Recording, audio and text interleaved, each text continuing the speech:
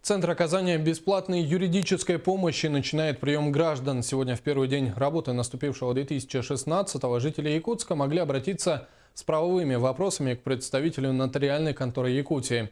Завтра прием будут вести специалисты лаборатории судебной экспертизы и Национальной ассоциации молодых юристов. Сарглана Захарова продолжит.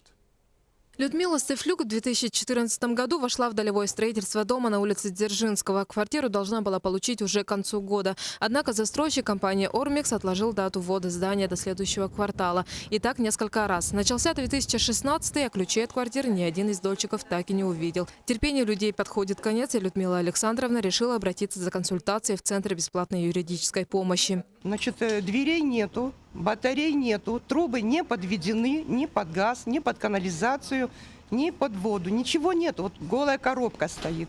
А наш застройщик взялся строить еще этот реабилитационный центр участников войны на Рихарда Зорге. А в нашем доме практически. Я вот позавчера была, там никого нету. Людмила Александровна надеется, что совет квалифицированного специалиста поможет ей и более полусотни другим дольщикам понять, как действовать дальше. Это и есть главная цель таких приемов – помочь людям грамотно отстаивать свои права. С нашей стороны осуществляется ликвидация правовой безграмотности населения.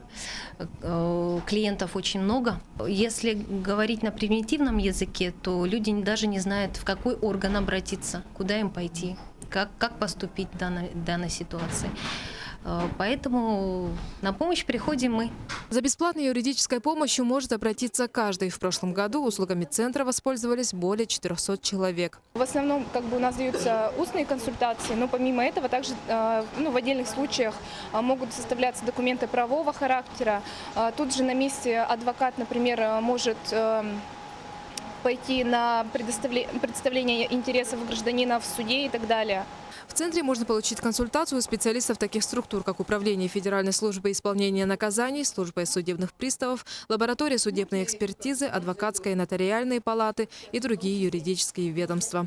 Стоит отметить, что все структуры ведут прием в разное время. График можно увидеть на сайте Управления Минюста России по республике. Сарглана Захарова, Иван Семенов, НВК Саха, Якутск.